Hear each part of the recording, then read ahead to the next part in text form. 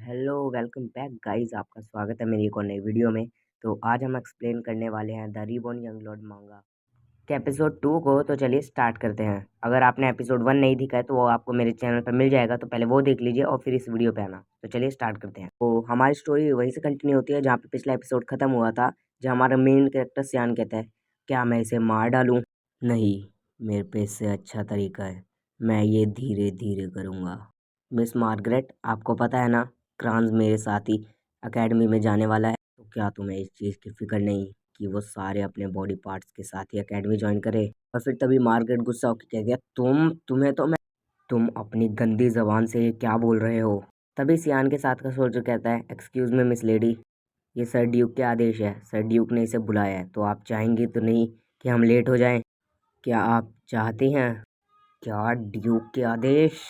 तभी सियान हंसते हुए कहता है, हाँ हाँ, ये तो ड्यूक के आदेश हैं। वाह, मेरे पास एक सोल्जर है जो मेरे को ड्यूक के आदेश पे प्रोटेक्ट करते हैं।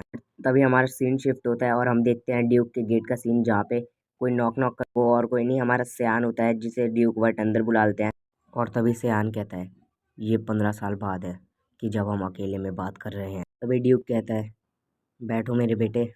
ये है लॉर्ड ड्यूक, जो कि वेल्सियर पर राज करते हैं, और साथ ही साथ उस युद्ध के बाद से कई लोग इन्हें बुलाने लग गए the guardian of the continent. पर मेरी यादें उनके साथ थोड़ी अलग है। वो एक ऐसे व्यक्ति है जिसने चुना कि अपने पूरे जीवन को दूसरों की सेवा के लिए समर्पित करेंगे। दूसरे शब्दों में, वो पागल है। तुम उस तलवार से बच गए और तुम्हें ये भी पता था कि वो तलवार कहाँ जा रही है।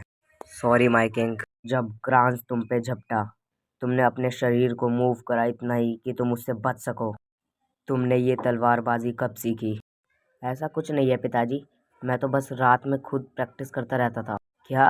रात भर अकेले प्रैक्टिस? मैं जिस सियान को जानता हूँ, वो तो तलवारबाजी और लड़ाई में बिल्कुल भी इंटरेस्ट नहीं रखता। नहीं, वो बस इसलिए ताकि लोग मेरे ऊपर ध्यान ना दे ज़्यादा। पर तुमने जो उसके बाद करा, क्या वो ठीक था? ऐसा सवाल? क्या ये मेरे कैरेक्टर को जज करने के लिए है? क्योंकि मैं अपने आप को प्रूव करना चाहता था। भले ही हम सौतेले भाई हों, पर मैं उससे ज़्यादा पावरफुल हूँ, मैं ये प्रूव करना चाहता था। हाँ, ये हुई एक किंग के बेटे वाली बात। तुम एक दिन बहुत अच्छे एचएल के असिस्टेंट बनोगे। तभी सियान डरते हुए कहता है, क्या एचएल का असिस्टेंट? नहीं, तो फादर अभी भी एचएल को मुझसे ज़्यादा पसंद करते हैं। ये प्राइस कहना तो सही नहीं रहेगा, पर तुम बताओ तुम्हें क्या चाहिए? अगर यही तरीका है तो मैं ऐसे ही करूँगा, मैं उस एचएल की हर एक हरकत को ख़त्म कर दूंगा। मुझे चाहिए। हमारा सीन शिफ्ट होता है एमिली पे और वो कहती है, क्या फ्रंट लाइन पे जाना? हाँ हाँ, तुम इतनी घबराई क्यों हो? अभी पूरी तरीके से ये तय नहीं हुआ। ये किसी सपने से कम नहीं है। वो भयानक जानवर फ्रंट लाइन वैलीस और लेमिया वैली के बीच में है, जहाँ पे राक्षसों और हमारे बीच युद्ध चला आ रहा है। पिता भी मेरे वहाँ जाने के खिलाफ थे, पर उनने एक शर्त पे मुझे जाने के लिए कह दिया। मुझे वहाँ जाने के लिए क्वालिफाई होना पड़ेगा, पर वो क्वालिफिकेशन क्या है मुझे भी नहीं पता। पर जो भी हो, सबसे पहले मैं अपने मसल्स बढ़ाऊंगा। और एक अच्छी चीज़, मेरे पिछले जन्म की इंस्टिंक्ट और मेरे बॉडी में थोड़ा सा जादू मुझे अभी भी महसूस हो रहा है। तभी इस रूम का कोई गेट खोलते हुए भागते हुए आ जाता है यहाँ पे, जिसे देख के हमारा मेन कैरेक्टर कहता है, एलिस तुम यहाँ क्या कर रही हो? क्या तुम पागल हो?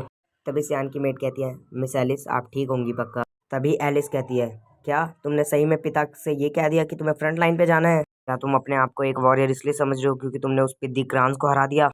आज रात तुम मुझे पैलेस के टॉप पर मिलना। और तभी हमारा सीन शिफ्ट हो जाता है पैलेस के बाहर और फिर पैलेस की छत पे, जहाँ पे हमारा मेन कैरेक्टर कहता है, क्या प्यारी बहन ये सही में ज़रूरी है? तभी एलिस कहती है, क्या मैं तुमसे एक सवाल पूछूं? क्या ये तुम सब इसलिए तो नहीं कर रहे कि तुम्हें वर्ट फैमिली में हिस्सा लेना है? जान कहता है, क्या ये इस बारे में है?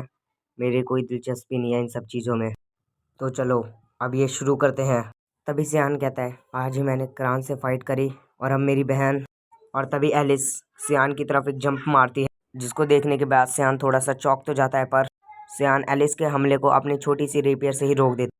क्या क्या ये सिर्फ एक 10 साल का बच्चा है? और फिर एलिस थोड़ी सी पीछे हो जाती है और फिर कहती है, क्या इसने अपनी एक रेपियर से ही मेरी स्वॉर्ड को रोक दिया?